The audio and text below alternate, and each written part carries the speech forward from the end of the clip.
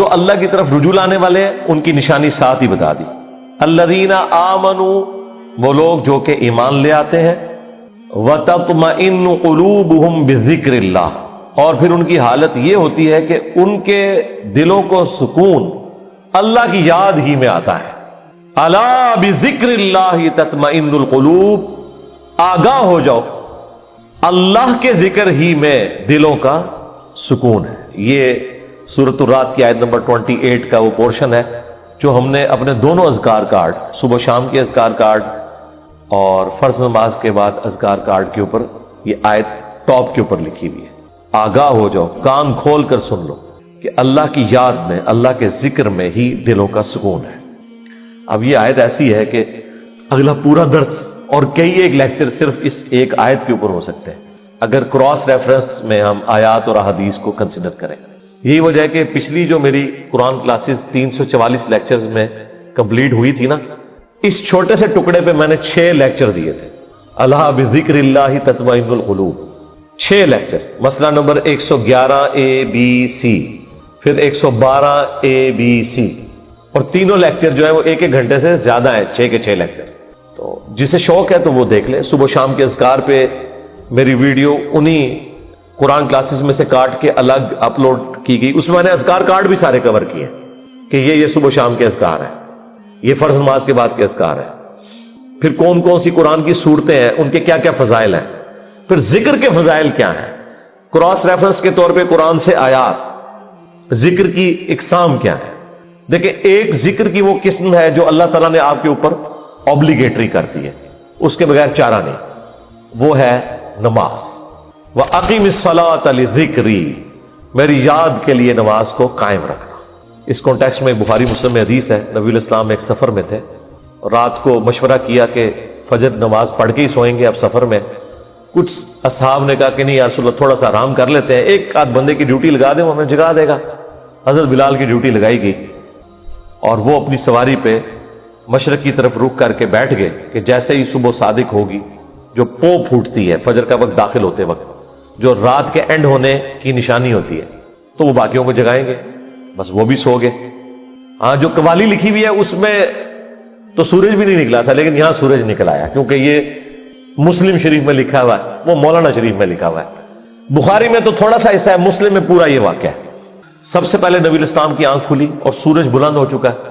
آپ علیہ السلام نے کہا سب سے پہلے تو یہاں سے اٹھو نا، اس علاقے میں شیطان کا غلبہ ہے جس کی وجہ سے یہ سب کچھ ہوا، آگے چل کے پڑاؤ کرتے ہیں. آگے جا کے پڑاؤ کیا. نبی الاسلام نے اپنے مؤذن کو بلا کے پوچھا کہ بھئی تیری ڈیوٹی لگائی تھی. آگے دیکھیں اس نے اسٹریٹ فارورڈ جواب دیا، کوئی گستاخی نہیں. اس نے کہا یا رسول اللہ جس طرح آپ کو نیند آ گئی مجھے بھی آ گئی. ٹھیک ہے، ادھر تو بڑی گستاخی یہ شمار کیا جائے گا. تو نبی الاسلام نے کوئی نہیں ڈانٹا، بالکل نیچرل چیز ہے.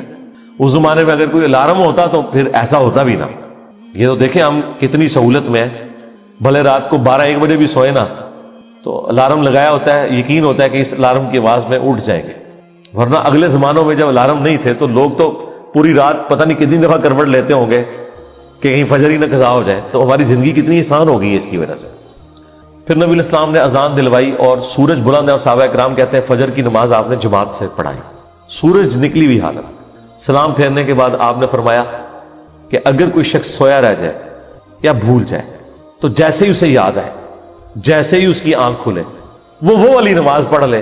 اس کے لیے وہی اس نماز کا ٹائم ہے. اس کے لیے اس کو روٹین نہیں بنانی اور تسلی بھی یہ دے دی کہ ٹینشن بھی نہیں لینی.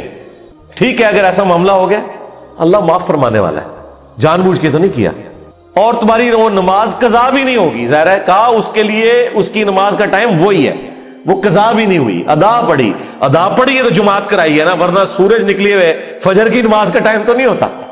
اور پھر آپ نے اینڈ پہ قرآن کی آیت تلاوت کی، سورہ طٰہٰ کی، وَأَقِمِ الصَّلَاةَ لِذِكْرِي، میری یاد کے لیے نماز کو قائم رکھنا. یعنی یہ نماز وہ چیز ہے جو اللہ کی یاد کو قائم رکھنے والی چیز ہے. یہ 5 ٹائم اللہ نے اس لیے مقرر کیے ہیں کہ اگر کوئی شخص کچھ بھی نہ کر سکے، ایٹ لیسٹ یہ 5 اوقات میں چاروں نہ چار میرے سامنے جھک جائے، اس کی حاضری لگ جائے گی. وہ یعنی جس طرح ایک بندہ فوجی پریڈ کرتا ہے، وہ چاہے بوجھل دل سے بھی کر رہا ہے، اس کی ڈیوٹی شمار ہو جائے گی. یہ نماز ڈیوٹی ہے، یہ شیطانی وسوسہ اپنے دماغ سے نکال دیں کہ اگر کسی کا نماز میں دل حاضر نہیں ہے تو اس کی نماز قبول نہیں ہے. نہیں، نماز کے فرائض میں آپ کہیں قرآن و حدیث میں نہیں دکھا سکتے کہ خشوع خضوع اس کا حصہ بنایا گیا ہو کہ نماز کے اتنے فرائض ہیں ان میں سے خشوع خضوع بھی ایک ہے. نہیں، خشوع خضوع کبھی ڈسکس ہی نہیں ہوا اس حوالے سے. ترغیب کے لیے ضرور ہوا کہ اہل ایمان کی نشانی ہے کہ وہ توجہ سے نماز پڑھتے ہیں. یہ کہیں نہیں آیا کہ جو توجہ بڑھ جائے اس کی نماز نہیں ہوتی، یہ کبھی نہیں ہوا. یہ ٹاپک ڈسکس نہیں کیا گیا اسی وجہ سے کہ اللہ کو پتا تھا کہ نماز سوچتا ہے، خاص حد تک انسان کنٹرول کر سکتا ہے. ہاں، باقی ارکان کے اوپر بات ہوئی کہ ہر رکعت میں ایک رکوع اور 2 سجدے ہیں. اگر یہ والی غلطی ہو جائے تو اینڈ پہ سجدہ صاف کر لینا ہے. لیکن کہیں پہ خشوع خضوع نہیں ڈسکس ہوا کہ اگر کسی کو خیال آیا تو وہ نماز ہی دوبارہ پڑھے یا وہ اینڈ پہ سجدہ صاف کرے. یہ بات ڈسکس نہیں کی گئی اسی وجہ سے کہ اللہ کو پتا تھا کہ یہ ایک ڈیوٹی ہے جو انسان نے پوری کرنی ہے. اور اس دھاگے کے ساتھ انسان پھر بندہ رہتا ہے جب، تو یہ 5 اوقات میں جب اللہ کے سامنے آتا ہے نا تو پھر وہ اللہ تعالیٰ سے اپنا دامن چھڑا نہیں سکتا. باقی کی زندگی بھی اس کی پازیٹو ہو جاتی ہے. جو اللہ تعالیٰ فرمایا کہ نماز بے حیائی اور برے کاموں سے روکتی ہے اگر کنٹینیوسلی انسان پورے پروٹوکول کے ساتھ نماز کو پڑھتا رہے. تو میری یاد کے لیے نماز کو قائم رکھنا، یہ حدیث بخاری میں بھی ہے اور مسلم کے اندر بھی. یہ کتنی ڈھارس بنانے والی چیز ہے. تو یہ وہ ذکر کی فارم ہے جو اللہ تعالیٰ نے اوبلیگیٹری رکھا. اسی طریقے سے اپنے مال میں زکوٰۃ دینا، یہ بھی وہ فرض ذکر ہے اللہ کا جو آپ نے کرنا ہے. اللہ کی یاد، مال خرچ کریں گے تو جس کے لیے خرچ کر رہے ہیں اس کی یاد میں کر رہے ہیں، اور یہ پتہ ہے کہ اس نے پوچھنا ہے کہ نہ اگر زکوٰۃ دی تو تمہارے ساتھ یہ کیا جائے گا.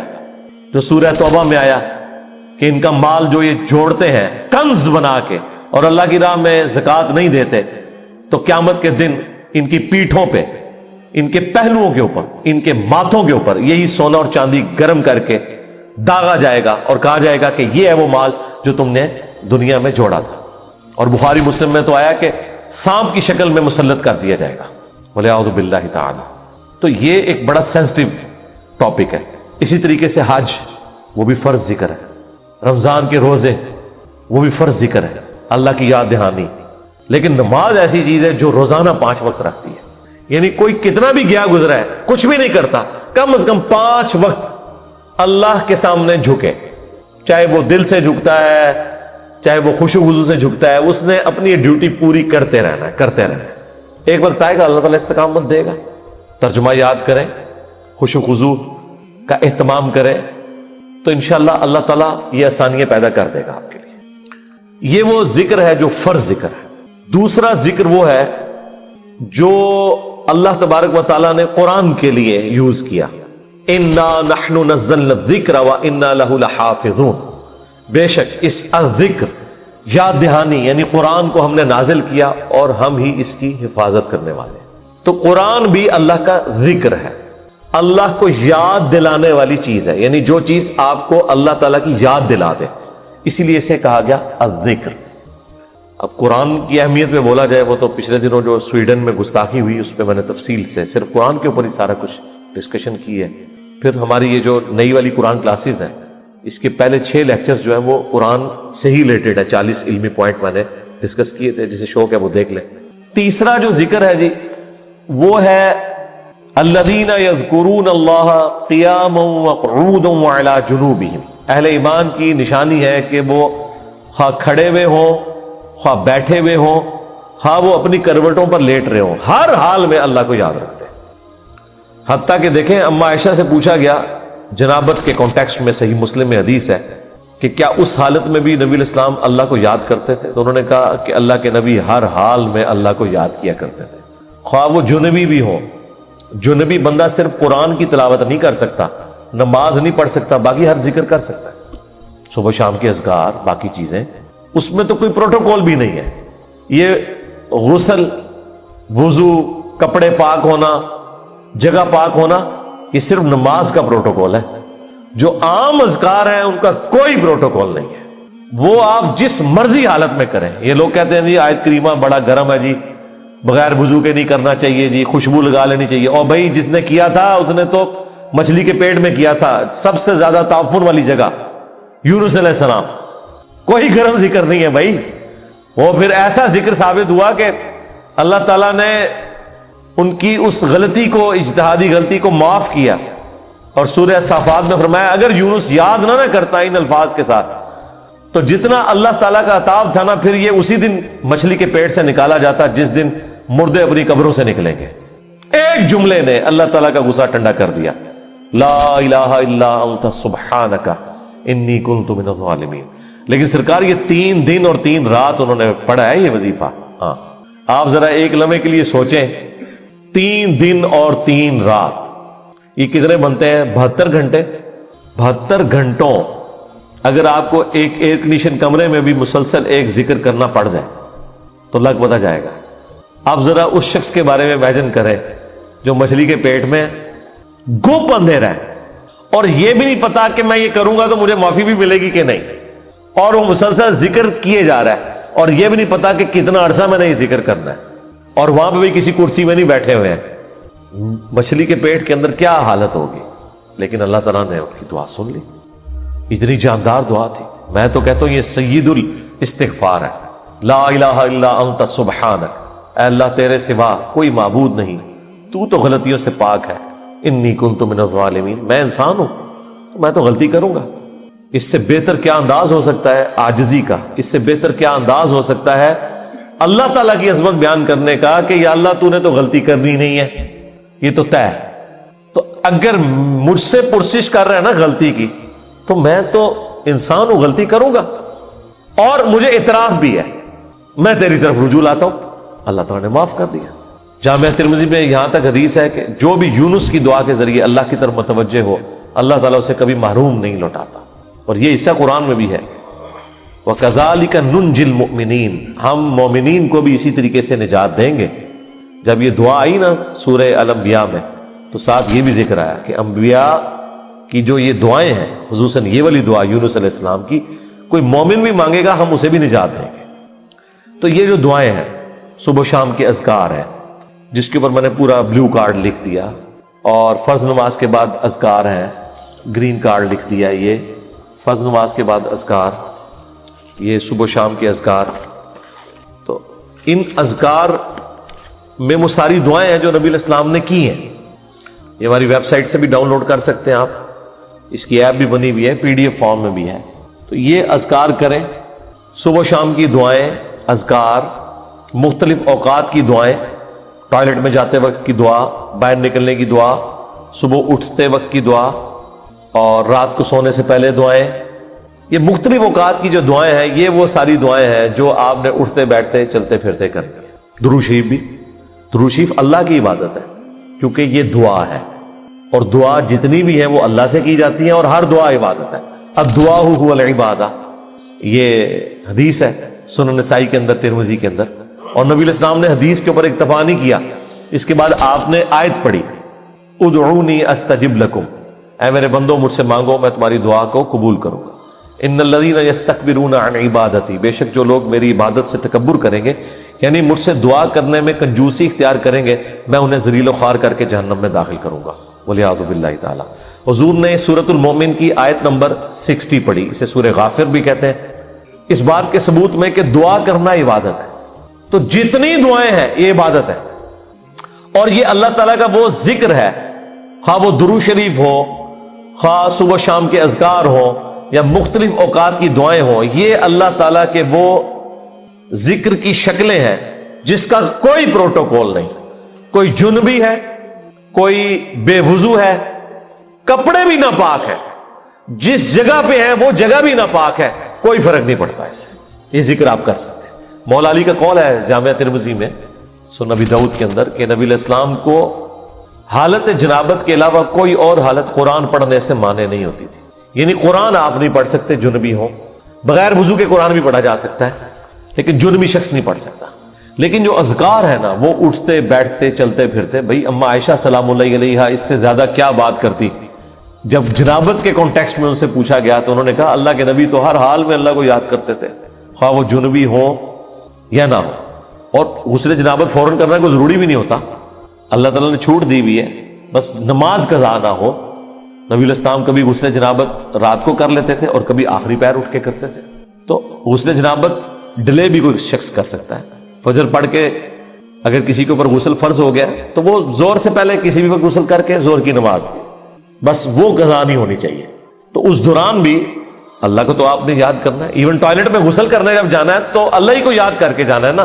اللہم انی اعوذ بک من الخبث والخبائث, جو بخاری میں دعا ہے, اے اللہ میں شریر جنوں اور جنیوں سے تیری پناہ میں آتا ہوں. یہ دعا جو آپ مانگ کے ٹوائلٹ میں جاتے ہیں تو جنبی شخص نے بھی یہی دعا مانگ کے جانی ہے نا. باقی بھی جو مختلف اذکار ہیں وہ آپ نے لازمی کرنے ہیں, اس میں کوئی سستی والا پہلو نہیں ہونا چاہیے. ہاں قرآن پاک سے متعلق جو چیزیں وہ آپ نہ کریں. تو یہ ذکر کی 3 اقسام. نمبر 1 فاقم الصلاۃ لذکری, میری یاد کے لیے نماز کو قائم رکھنا. اور جتنے بھی فرائض ہیں, خواہ وہ حج کی شکل میں ہو, زکوٰۃ کی شکل میں ہو, رمضان کے روزے ہو, وہ سب کے سب اللہ کا ذکر ہے. رزق حلال کمانا بھی, یہ بھی اللہ کا ذکر ہے. اللہ کے نیک بندوں کے واقعات جو قرآن و سنت میں رپورٹ ہوئے انہیں بیان کرنا بھی اللہ کا ذکر ہے. انبیاء کرام کے واقعات کو بیان کرنا بھی اللہ کا ذکر ہے. تو سب سے بڑا ذکر نماز, اس کے بعد قرآن. قرآن تو بلکہ اپنے سٹیٹس میں دیکھا جائے تو وہ سب سے بڑا اللہ کا ذکر ہے, اللہ کی یاد دہانی والی چیز. لہذا قرآن کی تلاوت, قرآن کے احکامات کی پیروی کرنا, یہ سب کچھ اللہ کا ذکر ہے. اور تیسرے نمبر کے اوپر صبح و شام کے اذکار, مختلف اوقات کی دعائیں, درود شریف, یہ بھی اللہ تعالیٰ کا ذکر ہے. تو یہ 3 ہی اقسام ہیں ذکر کی جن کے اوپر ہمیشگی انسان کو کرنی چاہیے. اور کچھ چیزیں تو اللہ تعالیٰ نے فرض کے طور پہ کر دی ہیں, جیسے نماز ہے اور باقی فرائض ہیں, اس کے بغیر آپ کا چھٹکارا نہیں ہے. بخاری اور مسلم دونوں میں حدیث ہے کہ اللہ کا ذکر کرنے والا زندہ کی مثل ہے اور ذکر نہ کرنے والا مردہ کی مثل ہے. یعنی وہ زندہ لاش ہے جو اللہ کا ذکر نہیں. جامعہ ترمذی میں حدیث ہے, ایک صحابی حاضر ہوئے, یا رسول اللہ مجھے کوئی ایسی نصیحت کریں کہ اس کے بعد مجھے کسی چیز کی ضرورت نہ رہے. نبی علیہ السلام نے کہا کہ تیری زبان ہر وقت اللہ کے ذکر سے تر رہے, بس یہ نصیحت. یعنی صرف نماز کی حد تک نہیں, عام حالت میں. اچھا, ذکر کے لیے زبان ہلانا بھی ضروری نہیں ہے, دل میں بھی ذکر ہو سکتا ہے. اللہ کو یاد کرنا بھی ذکر ہے, غور و تفکر کرنا بھی ذکر ہے. اصل چیز ہے گاڈ اورینٹڈ ہونا. بخاری مسلم میں حدیث ہے, جب تم نماز پڑھ کے اسی جگہ پہ بیٹھے رہتے ہو نا جہاں پہ نماز پڑھی تھی, اسی مصلے کے اوپر, جب تک وضو نہیں ٹوٹتا نا, کچھ ذکر نہ بھی کرو, تب بھی فرشتے دعائے رحمت تمہارے لیے کرتے رہتے ہیں. حتیٰ کہ بخاری مسلم میں آیا کہ جو شخص نماز کے انتظار میں ہے نا, اللہ تعالیٰ اسے بھی نماز کے اندر ہی شمار کر لیتا ہے. دیکھیں اللہ تعالیٰ کی رحمت ہے. یعنی یہ تو ایک نہ ختم ہونے والا سلسلہ ہے. بخاری مسلم دونوں میں حدیث ہے, میں اپنے بندے کے گمان کے قریب ہوں جیسا کہ میرے بارے میں گمان کرے. جب وہ مجھے دل میں یاد کرتا ہے میں اسے دل میں یاد کرتا ہوں. جب وہ مجھے کسی مجلس میں یاد کرتا ہے نا تو میں اسے بہتر مجلس میں اسے یاد کرتا ہوں. جب وہ میری طرف ایک بالش بڑھتا ہے میں اس کی طرف ایک ہاتھ بڑھتا ہوں. جب وہ میری طرف چل کے آتا ہے میں اس کی طرف دوڑ کر آتا ہوں. تو یہ حدیث قدسی ہے بخاری مسلم دونوں میں. اور اسپیسیفکلی یہ قرآن حکیم کی درس و تدریس کے حوالے سے ذکر ہوا تھا کہ ایسی مجلس میں فرشتے حاضر ہوتے ہیں اور جب اللہ کے پاس جاتے ہیں, حالانکہ اللہ جانتا ہے, پھر بھی پوچھتا ہے کہ میرے بندوں کے پاس گئے تھے کس حالت میں پایا. وہ بتاتے ہیں یہ حالت تھی. پھر اللہ تعالیٰ پوچھتا ہے مجھ سے کیا مانگ رہے تھے, فرشتے بتاتے ہیں کہ بندے جنت مانگ رہے تھے. اللہ تعالیٰ پوچھتا ہے کیا جنت دیکھی انہوں نے, کہتے ہیں نہیں, اگر دیکھ لیتے تو اس سے بھی زیادہ مانگتے. اور کیا کہتے تھے, جہنم سے آزادی مانگ رہے تھے. کیا جہنم دیکھی میرے بندوں نے, نہیں, اگر دیکھ لیتے اس سے بھی زیادہ اشد و مت سے مانگتے. اللہ تعالیٰ فرماتا ہے تم گواہ ہو جو میں نے سب کو معاف کر دیا. اچھا, وہ فرشتے کہتے ہیں یا اللہ ایک بندہ ایسا تھا جو ویسے ہی وہاں پہ آ گیا تھا, اس کی نیت نہیں تھی لیکن وہ ان کی مجلس میں بیٹھا تھا. اللہ تعالیٰ فرماتا ہے کہ یہ لوگ ہی ایسے ہیں کہ جو ان کی مجلس میں بھی بیٹھ جائے نا ان کو بھی میں نے بخش دیا. وہ جو کہہ رہے ہوتے ہیں نا غوث پاک کے درس میں بھی اگر کوئی بیٹھ گیا, کہانیوں میں نہیں میرے بھائی, درس قرآن میں, وہ چاہے غوث پاک دے رہے ہو یا کوئی انجینئر پاک دے رہے ہو یا کوئی ڈاکٹر پاک دے رہے ہو, اگر اخلاص کے ساتھ کوئی اللہ کا ذکر کر رہا ہے, خالص توحید بتا رہا ہے, قرآن و سنت کی تعلیمات بتا رہا ہے, اس کی مجلس میں بیٹھنے والے کے لیے جنت کا راستہ آسان ہو جائے گا. وہ تو حدیث ہے صحیح مسلم کے اندر کہ جو علم کے راستے پہ چلتا ہے اللہ تعالیٰ جنت کا راستہ اس کے لیے آسان کر دیتا ہے. یہ تو بالکل اسٹیبلش چیز ہے.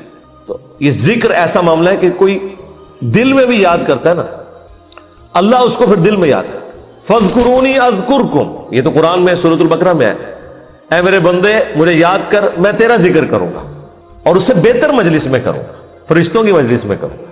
اور انسان کی کتنی خوش نصیبی ہے کہ انسان اللہ کو یاد کرے، اللہ تعالیٰ اس کے رسپانس میں اسے یاد کرتا ہے۔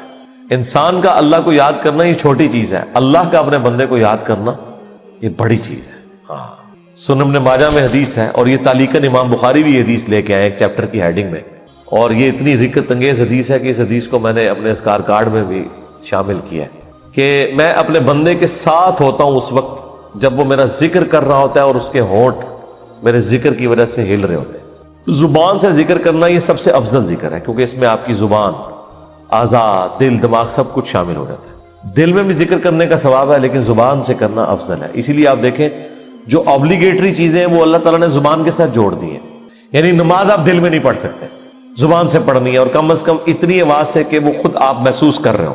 محسوس سے مراد یہ نہیں ہے کہ 10 نمازی دیر تک سن رہے ہیں، نہیں، محسوس سے مراد ہے کہ آپ کو فیل ہو رہا ہے کہ آپ کو اپنی زبان سے پڑھ رہے ہیں۔ اس طریقے سے جانور قربان کرنا ہے تو تکبیر اتنی آواز سے کہنی ہے کہ آپ کے کان خود سن رہے ہو۔ جو آبلیگیٹری چیزیں ہیں وہ اللہ تعالیٰ نے زبان کے ساتھ جوڑی ہوئی ہے۔ زبان کا ذکر بہرحال دل کے ذکر سے افضل ہے۔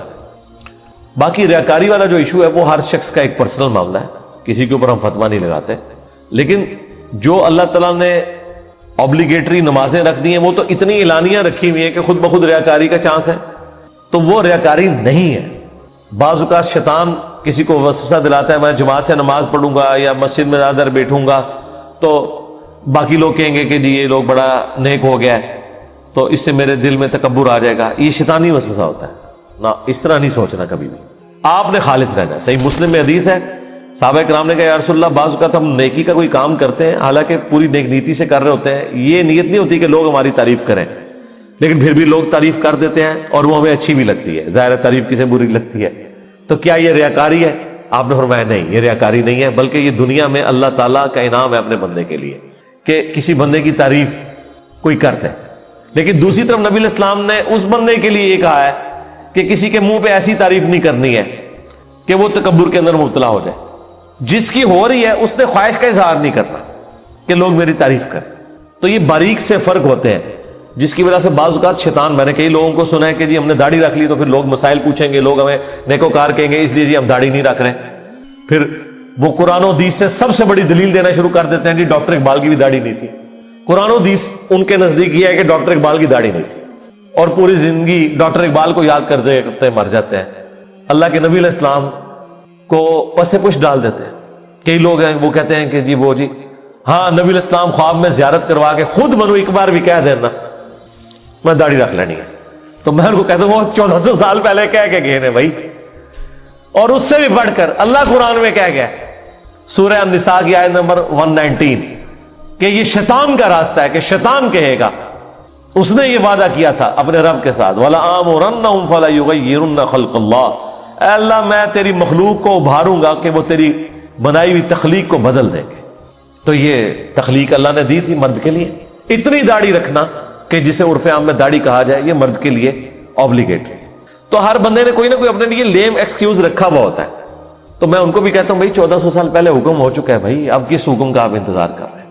تو بعض اوقات شیطان یہ بھی وسوسہ دلاتا ہے کہ جی اگر میں جماعت سے نماز پڑھوں گا تو لوگ کہیں گے یہ بڑا نیکوکار ہے لہٰذا میں گھر میں ہی پڑھ لیں۔ نہیں بھائی، جو فرض چیزیں وہ آپ نے حکم پہ عمل کرنا ہے، اپنی عقل کو اس میں دخل نہیں دینی۔ اب داڑھی بھی سامنے نظر آ رہی ہے، داڑھی تو ظاہر چہرے پہ رکھی جائے گی نا، پیٹ میں تو صرف بزرگوں کی داڑیاں ہوتی ہیں، ہاں بابوں کی، اور جو کتابوں کے ماننے والے ہیں ان کی داڑھی تو باہر ہوتی ہے، وہ تو سامنے رکھنی ہوگی۔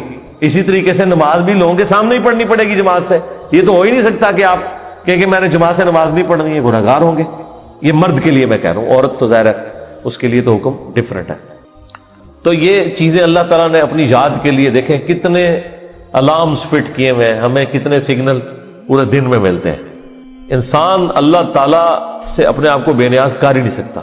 میں ایک ہسٹری چینل کے اوپر یا نیشنل جغرافک پہ ایک ڈاکومنٹری دیکھ رہا تھا، ایک کوئی نان مسلم تھا تو وہ مختلف مسلمان اسکالرس کے پاس نا امریکہ میں انٹرویو کرنے جا رہا تھا کہ ہمیں آپ ریلیجن کے بارے میں بتائیں، اسلام کیا ہے۔ تو وہ امریکہ میں ایک شیعہ عالم تھے، ینگ تھے، اس سے جب اس نے سوال کیا نا کہ اسلام کیا ہے تو اس نے کہا اسلام خدا کے گرد سینٹرڈ ہے، بس کہ ہر وقت خدا آپ کے سامنے ہونا چاہیے. یہ اسلام کی بیسک ڈیفینیشن ہے. واقعی اس طرح یہی بات ہے. اسلام کیا ہے؟ ٹو سبمٹ یور ول، اللہ کے سامنے سر تسلیم خم کرنا. اچھا اب یہ بات مجھے بھی پتا، لیکن جب میں نے اس بندے کے منہ سے یہ بات سنی نا، پھر میں نے غور کرنا شروع کیا. اس نے کہا کہ ہر وقت اللہ آپ کے سامنے ہونا چاہیے. تو پھر میں نے سوچا واقعی یار اسلام تو ہے ہی سینٹرڈ اراؤنڈ گاڈ ہے. صبح سے لے کر شام تک ہر چیز خدا کے گرد گھومتی ہے. صبح اٹھ کے آپ پہلا جملہ کیا بولتے ہیں؟ الحمدللہ الذی احیانا بعد ما اماتنا والیہ النشور. تمام تعریفیں اس اللہ کے لیے جس نے مرنے کے بعد مجھے دوبارہ سے زندہ کر لیا اور میں نے لوٹ کے اسی کی طرف جانا ہے. آخرت کا ذکر بھی ساتھ ہی ہے. یہ تلوار جو ہے نا یہ ہر وقت لٹکی رہے گی. آپ دیکھیں دنیا میں جتنی دعائیں ہو رہی ہوتی ہیں نا، آخرت کا موت کا ذکر ساتھ پیرلل میں آ رہا ہوتا ہے کہ تیاری سٹارٹ ہی صبح کیا ہو رہا ہے، اے اللہ موت کے بعد زندگی دی ہے اور پھر میں نے مر کے تیرے پاس ہی آنا ہے جو آخری موت ہے جس کے بعد میں نے اٹھنا بھی کوئی نہیں، پھر قیامت میں ہی اٹھنا ہے. یہ سٹارٹ ہو رہا ہے. نماز پڑھیں گے، وہ تو ذکر کی اعلیٰ ترین چیز، واقعی میں الصلاۃ لذکری، میری یاد کے لیے نماز کو قائم رکھنا.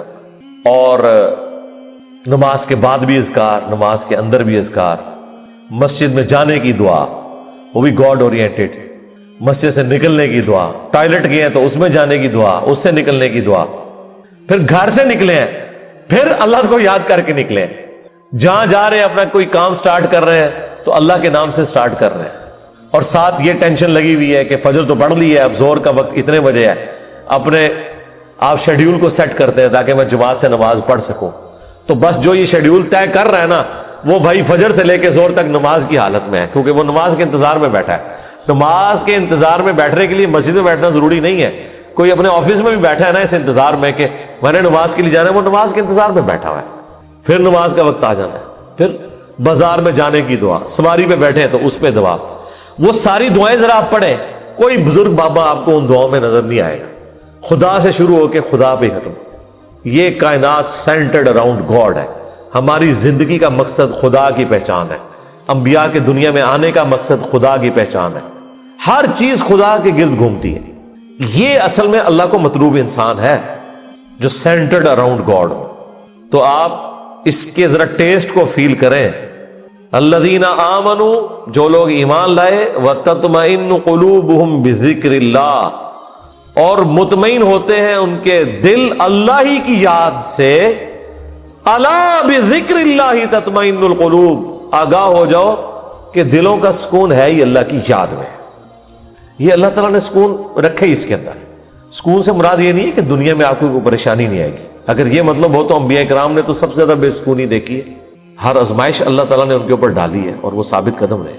مراد یہ کہ اگر کوئی آزمائش آئے گی تو وہ برداشت کرنا آسان ہو جائے گی.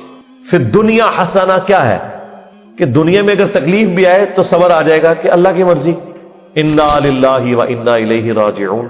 دیکھیں تکلیف میں بھی آپ کو یہ دعا سکھا دی گئی ہے. ادھر بھی موت ہے، اے اللہ ہم تیری طرف سے آئے تھے، ہم نے بھی تیرے پاس ہی آ جانا ہے واپس. تو یہ تکلیف جو آئی ہے نا یہ بھی تو ایک نہ ایک دن ختم ہو جانی ہے. بڑی سے بڑی تکلیف بھی اس دن تو ختم ہو جانی ہے جس دن انسان کو موت آنی ہے. بیمار تھا تو جب بندہ ہی ختم ہو گیا تو بیماری بھی ختم ہو گئی. تو دیکھیں ہر جگہ گاڈ اورینٹڈ، اللہ کی طرف متوجہ رہنا. تو اس کے لیے اللہ تعالیٰ نے آپ کو پورا جو شیڈیول دیا ہوا ہے. ابھی تو یار ان لوگوں نے ہماری نمازوں کے مزے خراب کر دیے ہیں. کاش آپ کے اوپر وہ دریچہ کھل جائے جو ایک بند دریچہ ہے، وہ سال میں ایک دفعہ کھلتا ہے قیام اللیل کی شکل میں. لیکن اگر آپ امیجن کریں کہ دنیا میں جتنی بھی مساجد ہیں ان کے اندر جہری نمازوں میں قرآن الف لام میم سے شروع ہو کے یا سورہ فاتحہ سے شروع ہو کے والناس تک پورا سال چلے، ایک ایک رکوع، ایٹ لیسٹ ایک ایک رکوع، کتنا ٹائم لگ جائے گا؟ اگر یہ نماز 7 منٹ میں ختم کرتے ہیں وہ 20 منٹ میں ہو جائے گی یا 15 منٹ میں. ایک رکوع مغرب کے اندر پہلی رکعت میں، دوسرا رکوع مغرب کی دوسری رکعت میں، پھر عشاء کی رکعت میں اس سے اگلے والا رکوع، اور اس کی دوسری رکعت میں اس سے اگلا، اور اس طریقے سے فجر میں. یہ 6 رکعتیں جو ہیں آپ کی جہر، 2 مغرب 2 عشاء اور 2 فجر. ان میں قرآن پورے سرکل میں چلتا رہے. آپ کو عربی آتی ہے نہیں آتی اس سے کوئی فرق نہیں پڑتا.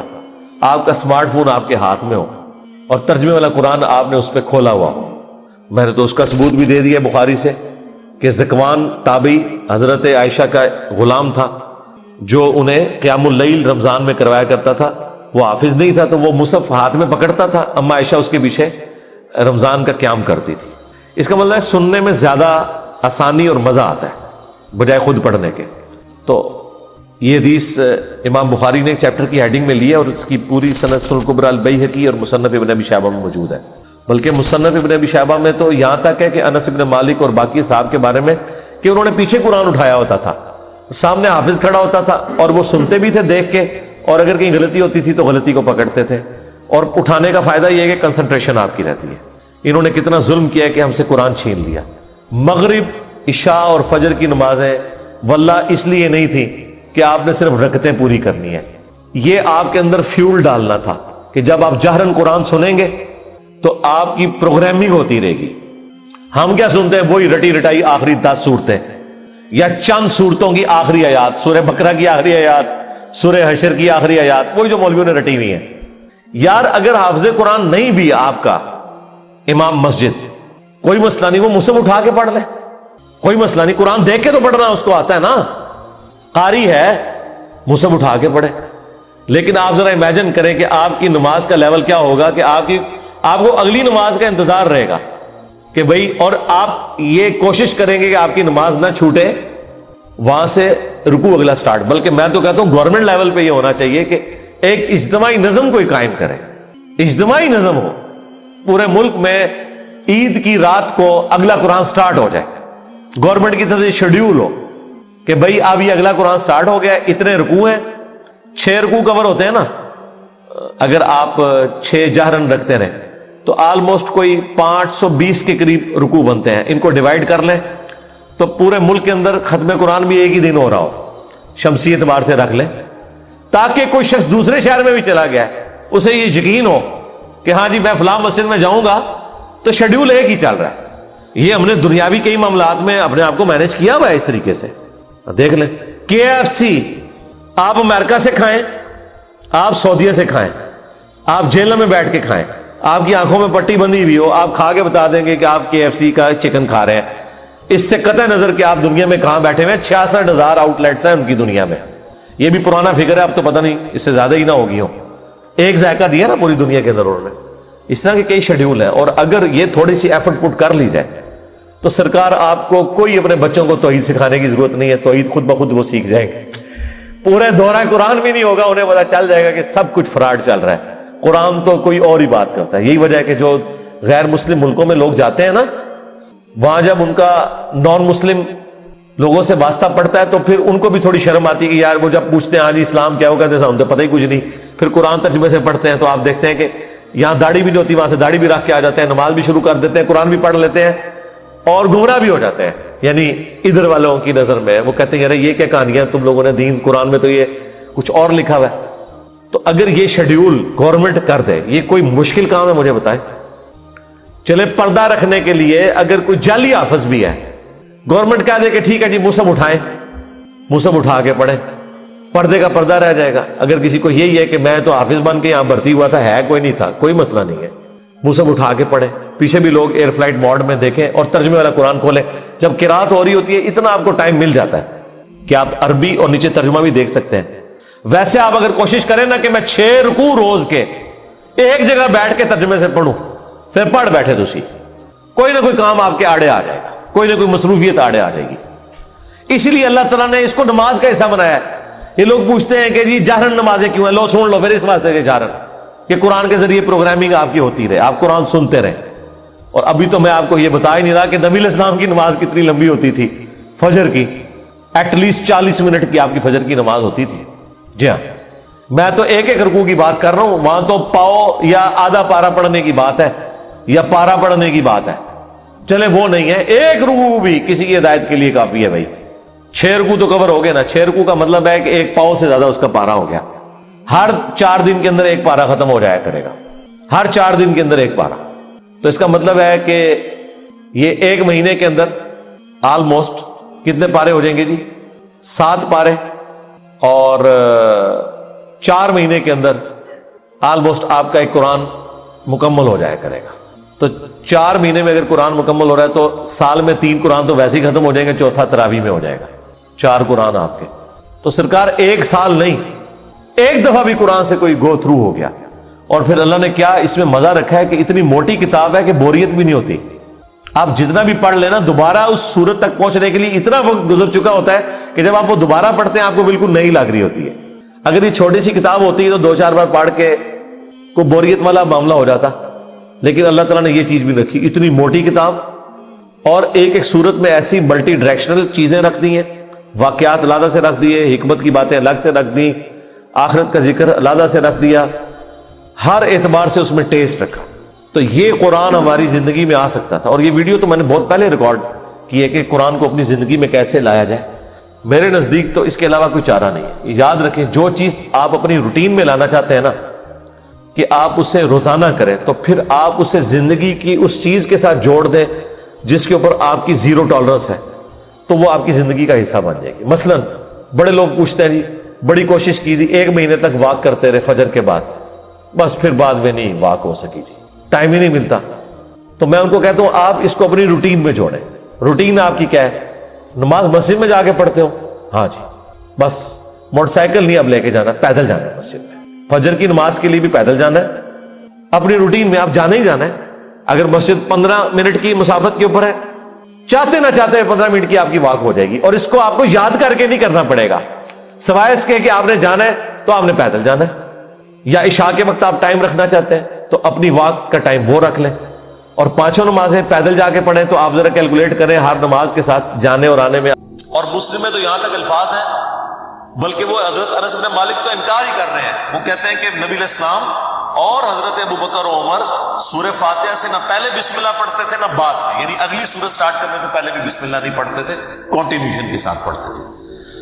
بعض محدثین نے اس کی توجیہ بیان کی کہ اس سے مراد ہے کہ بلند آواز سے نہیں پڑھتے، کیونکہ ثنا اور بسم اللہ آہستہ آواز سے پڑھنا تو ثابت ہے. تو آہستہ آواز سے پڑھنا ہی اس بات کی دلیل ہے کہ اس کو فاتحہ سے الگ کر کے پڑھنا ہے، لہذا وہ فاتحہ کا حصہ نہ ہو. اچھا اب ٹیکنیکلی اس کو آپ سمجھیں کہ سورہ فاتحہ کی یہ 7 آیات کیسے پوری ہوتی ہیں.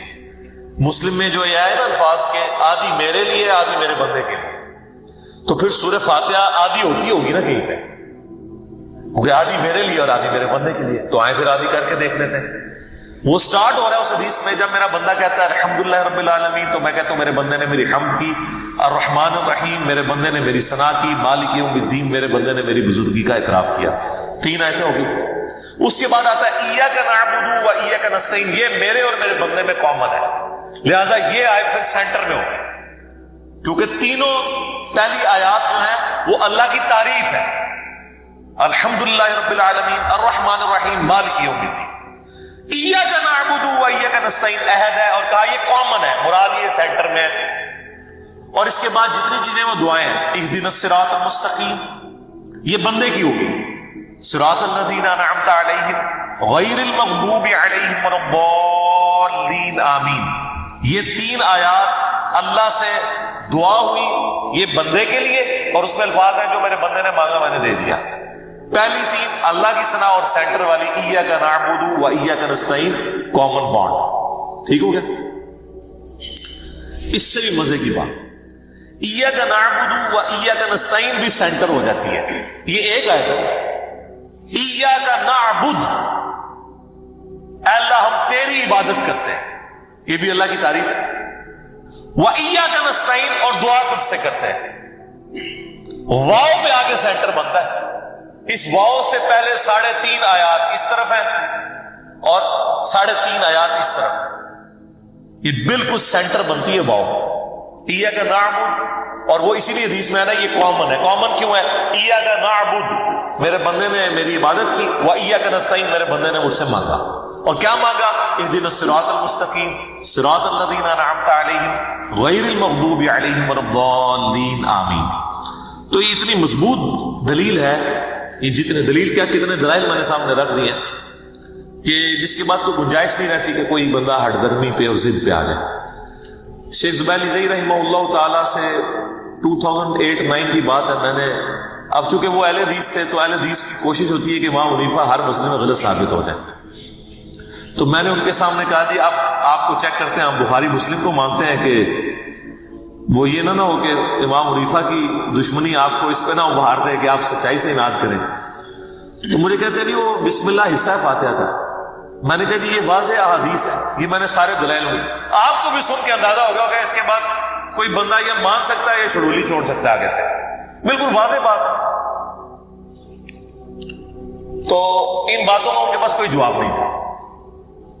وہ کہتے نہیں امام شافی. میں نے کہا امام شافی کو چھوڑیں, آپ کہتے ہیں کتاب و سنت, اب آپ کہہ رہے ہیں امام شافی کہتے ہیں بسم اللہ حصہ ہے.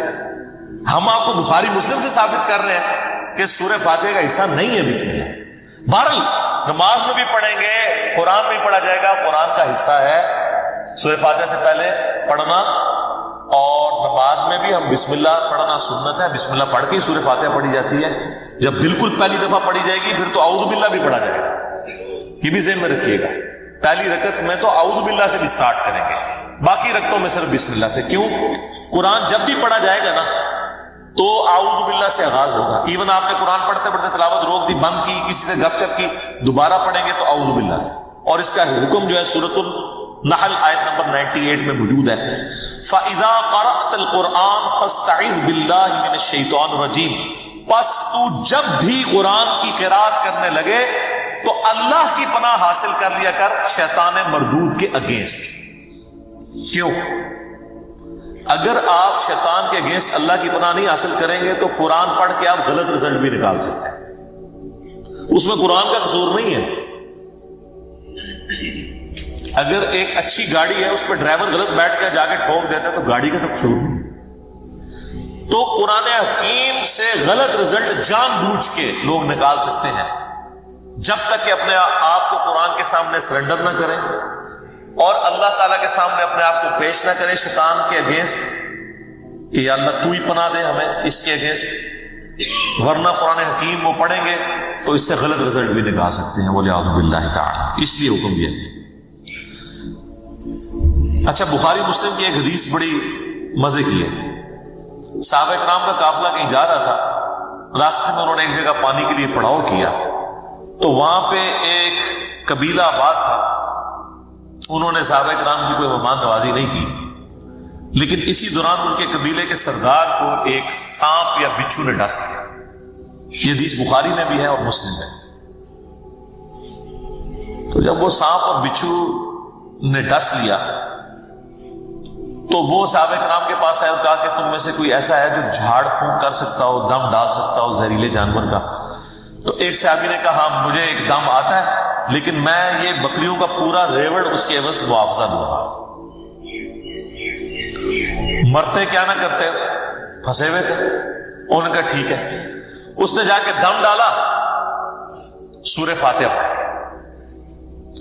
تو حدیث کے الفاظ ہیں وہ بندہ اس طرح ہو گیا جیسے مردہ زندہ ہو جائے اس کے اثر سے. دم بکریوں کا ریوڑ والے کیا. اب صحابہ کرام میں اختلاف ہو گیا. ایک گروہ نے کہا کہ یہ تو آپ نے قرآن پڑھنے کی اجرت لے لی, یہ تو حرام ہے. زیادہ پرہیزگار لوگ بھی ہوتے ہیں نا. دوسرے نے کہا نہیں ہم نے معاوضہ لیا, بالکل ٹھیک ہے. مان لیے طے پایا کہ نبی علیہ السلام سے جا کے فیصلہ کروائیں گے. آپ علیہ السلام کے پاس آئے تو آپ صلی اللہ علیہ وآلہ وسلم نے پہلے تو اس کی تحسین کی کہ تو نے یہ بہت بڑی انوینشن کی ہے, تجھے کس نے بتا دیا کہ سورہ فاتحہ میں اتنی شفا ہے. سورہ فاتحہ شفا بھی دیتی ہے. اور پھر آپ نے سامنے فرمایا ان احق ما اخذتم علیہ اجرا کتاب اللہ. سب سے بہترین چیز جس کے اگینسٹ تم معاوضہ طلب کر سکتے ہو وہ اللہ کی کتاب ہے. اور پھر آپ نے سامنے فرمایا کہ وہ جو بکریاں لی ہیں نا اس میں سے کچھ حصہ مجھے بھی دو. بخاری اور مسلم دونوں میں حدیث ہے کہ اللہ کا ذکر کرنے والا زندہ کی مثل ہے اور ذکر نہ کرنے والا مردہ کی مثل ہے. یعنی وہ زندہ لاش ہے جو اللہ کا ذکر نہیں. جامع ترمذی میں حدیث ہے, ایک صحابی حاضر ہوئے, یا رسول اللہ مجھے کوئی ایسی نصیحت کریں کہ اس کے بعد مجھے کسی چیز کی ضرورت نہ ہے. نبی علیہ السلام نے کہا کہ تیری زبان ہر وقت اللہ کے ذکر سے تر ہے, بس یہ نصیحت ہے. یعنی صرف نماز کی حد تک نہیں, عام حالت. اچھا, ذکر کے لیے زبان ہلانا بھی ضروری نہیں ہے, دل میں بھی ذکر ہو سکتا ہے. اللہ کو یاد کرنا بھی ذکر ہے, غور و تفکر کرنا بھی ذکر ہے. اصل چیز ہے گاڈ اورینٹڈ ہو. بخاری مسلم میں حدیث ہے جب تم نماز پڑھ کے اسی جگہ پہ بیٹھے رہتے ہو نا جہاں پہ نماز پڑھی تھی, اسی مصلی کے اوپر, جب تک وضو نہیں ٹوٹتا نا، کچھ ذکر نہ بھی کرو تب بھی فرشتے دعائے رحمت تمہارے لیے کرتے ہیں. حتیٰ کہ بخاری مسلم میں آیا کہ جو شخص نماز کے انتظار میں ہے نا، اللہ تعالیٰ اسے بھی نماز کے اندر ہی شمار کر لیتا ہے. دیکھیں اللہ تعالیٰ کی رحمت ہے. یعنی یہ تو ایک نہ ختم ہونے والا سلسلہ ہے. بخاری مسلم دونوں میں حدیث ہے، میں اپنے بندے کے گمان کے قریب ہوں جیسا کہ میرے بارے میں گمان کرے. جب وہ مجھے دل میں یاد کرتا ہے میں اسے دل میں یاد کرتا ہوں. جب وہ مجھے کسی مجلس میں یاد کرتا ہے نا تو میں اسے بہتر مجلس میں اسے یاد کرتا ہوں. جب وہ میری طرف ایک بالش بڑھتا ہے میں اس کی طرف ایک ہاتھ بڑھتا ہوں. جب وہ میری طرف چل کے آتا ہے میں اس کی طرف دوڑ کر آتا ہوں. تو یہ حدیث قدسی ہے بخاری مسلم دونوں میں. اور اسپیسیفکلی یہ قرآن حکیم کی درس و تدریس کے حوالے سے ذکر ہوا تھا کہ ایسی مجلس میں فرشتے حاضر ہوتے ہیں اور جب اللہ کے پاس جاتے ہیں، حالانکہ اللہ جانتا ہے پھر بھی پوچھتا ہے کہ میرے بندوں کے پاس گئے تھے کس حالت میں پایا. وہ بتاتے ہیں یہ حالت تھی. پھر اللہ تعالیٰ پوچھتے ہیں مجھ سے کیا مانگ رہے تھے؟ فرشتے بتاتے ہیں کہ بندے جنت مانگ رہے تھے. اللہ تعالیٰ پوچھتا ہے کیا جنت دیکھی انہوں نے؟ کہتے ہیں نہیں، اگر دیکھ لیتے تو اس سے بھی زیادہ مانگتے. اور کیا کہتے تھے؟ جہنم سے آزادی مانگتے تھے. کیا جہنم دیکھی میرے بندوں نے؟ نہیں، اگر دیکھ لیتے اس سے بھی زیادہ اشد و سے مانگتے. اللہ تعالیٰ فرماتا ہے تم گواہ ہو جو میں نے سب کو معاف کر دیا. اچھا، وہ فرشتے کہتے ہیں یا اللہ ایک بندہ ایسا تھا جو ویسے ہی وہاں پہ آ گیا تھا، اس کی نیت نہیں تھی لیکن وہ ان کی مجلس میں بیٹھا تھا. اللہ تعالیٰ فرماتا ہے کہ یہ لوگ ہی ایسے ہیں کہ جو ان کی مجلس میں بھی بیٹھ جاتا ان کو بھی میں نے بخش دیا. وہ جو کہہ رہے ہوتے ہیں نا غوث پاک کے درس میں بھی اگر کوئی بیٹھ گیا، کہانیوں میں نہیں میرے بھائی، درس قرآن میں، وہ چاہے غوث پاک دے رہے ہو یا کوئی انجینئر پاک دے رہے ہو یا کوئی ڈاکٹر پاک دے رہے ہو، اگر اخلاص کے ساتھ کوئی اللہ کا ذکر کر رہا ہے، خالص توحید بتا رہا ہے، قرآن و سنت کی تعلیمات بتا رہا ہے، اس کی مجلس میں بیٹھنے والے کے لیے جنت کا راستہ آسان ہو جائے گا. وہ تو حدیث ہے صحیح مسلم کے اندر کہ جو علم کے راستے پہ چلتا ہے اللہ تعالیٰ جنت کا راستہ اس کے لیے آسان کر دیتا ہے. یہ تو بالکل اسٹیبلش چیز ہے. تو یہ ذکر ایسا معاملہ ہے کہ کوئی دل میں بھی یاد کرتا ہے نا، اللہ اس کو پھر دل میں یاد کرتا ہے. فَاذْكُرُونِي أَذْكُرْكُمْ، یہ تو قرآن میں سورۃ البقرہ میں ہے، اے میرے بندے مجھے یاد کر میں تیرا ذکر کروں گا اور اس سے بہتر مجلس میں کروں گا، فرشتوں کی مجلس میں کروں گا. اور انسان کی کتنی خوش نصیبی ہے کہ انسان اللہ کو یاد کرے، اللہ تعالیٰ اس کے رسپانس میں اسے یاد کرتا ہے. انسان کا اللہ کو یاد کرنا یہ چھوٹی چیز ہے، اللہ کا اپنے بندے کو یاد کرنا یہ بڑی چیز ہے.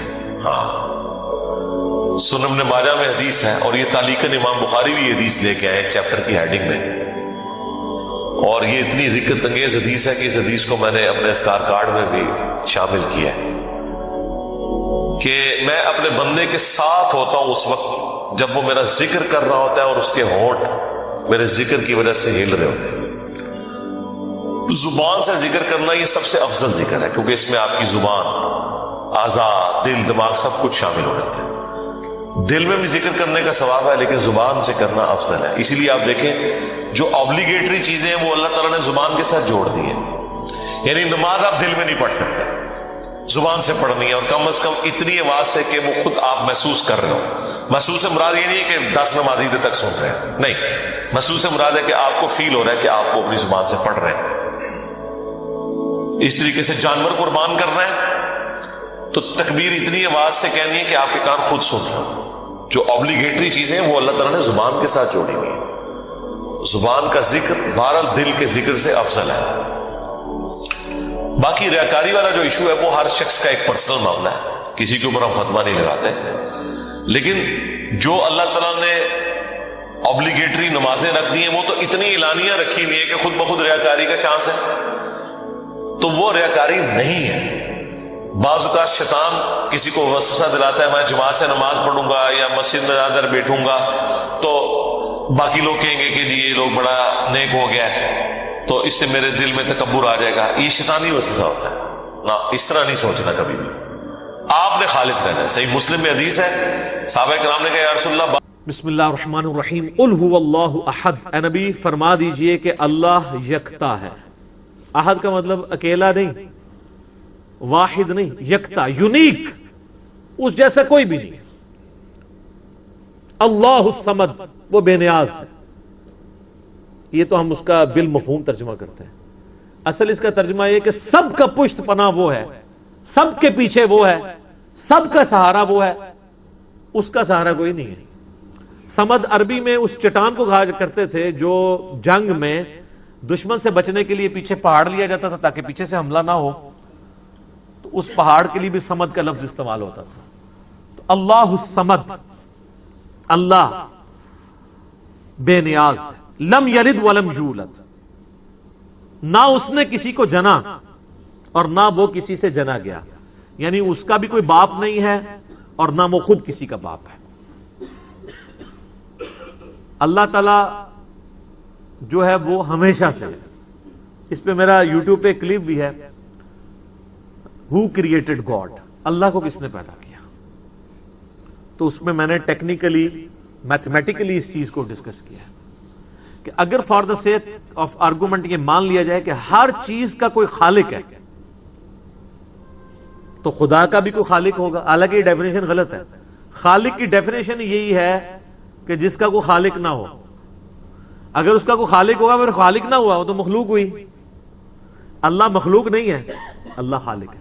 تو میں نے اس میں ٹیکنیکلی بتایا تھا کہ اگر for the sake of argument یہ بات مان لی جائے کہ اگر کسی ہر چیز کا کوئی کریٹر ہے تو اللہ کا کوئی کریٹر ہوگا، تو پھر جو اللہ کا کریٹر ہے اس کا بھی کوئی کریٹر ہوگا، اور پھر جو وہ کریٹر ہے اس کا بھی کوئی کریٹر ہوگا. تو کیا یہ ایکویشن کہیں پہ رک سکتی ہے؟ تو یہ تو ساری فالس سٹیٹمنٹ ہو جائے گی. جبکہ دوسری طرف ریالٹی ہے کہ ہم موجود ہیں، مخلوق ہے. یہ ایک حقیقت ہے. اس حقیقت کو ریورس کرنے کے لیے اگر یہ مانا جائے کہ ہمارا کوئی کریٹر، اس کا بھی کوئی کریٹر، اس کا بھی کوئی کریٹر، تو دوسری طرف تو آپ حقیقت تک پہنچ ہی نہیں سکتے. انفینٹ ہے. تا وقت کہ آپ کسی ایک کو ایسا نہ مان لیں کہ جس کا کوئی کریٹر نہ ہو، جہاں سے سب سٹارٹ ہوئے ہوں، تو سر وہی تو ہے لم یلد ولم یولد. میتھمیٹیکلی یہ اسٹیٹمنٹ اسی وقت درست ہوگی جب کسی ایک کو ایسا ماننا پڑے کہ اس کا ورنہ تو یہ شروع رکے گی نہیں. اسی لیے بخاری میں حدیث ہے کہ شیطان تو میں آ کے کہتا ہے کہ پہاڑوں کو کس نے پیدا کیا؟ تم کہتے ہو اللہ نے. وہ کہتا ہے درخت تم کس نے پیدا کیا؟ تم کہتے ہو اللہ نے. پھر وہ تم سے پوچھتے ہیں اللہ کو کس نے پیدا کیا؟ جب وہ یہ کہے تو تم کہا کرو قل هو اللہ احد اللہ الصمد لم یلد ولم یولد ولم یکن له کفوا احد. وہ ٹیکنیکلی اسپیکنگ وہی بات کی ہے کہ اس کا تو کریٹر ہو نہیں سکتا. میتھمیٹیکلی یہ اسٹیٹمنٹ رانگ ہو جائے گی. ولم یکن له کفوا احد، اور اللہ تعالی کی ٹکر کا کوئی بھی نہیں ہے، کوئی اس کے برابری کا نہیں ہے. یہ وہ ٹیسٹ ہے چوتھا جس پہ کوئی دنیا کا بندہ، کوئی کائنات کے بڑا سا بڑا انسان بھی پورا نہیں اتر سکتا کہ اس کی ٹکر کا کوئی ہو، اس کی برابری کا کوئی ہو. کوئی کتنا بھی بڑا ہو مخلوق ہوگا. مخلوق ہے تو اس کے ساتھ نیند جڑی ہوئی ہوگی، مخلوق ہے تو اس کے ساتھ کھانے پینے کا محتاج ہوگا، مخلوق ہے تو وہ پیشاب کا محتاج ہوگا، اور سب سے بڑی محتاجی کہ اسے موت آ جائے گی. اور اللہ کو موت نہیں آتی. وہ الحی القیوم.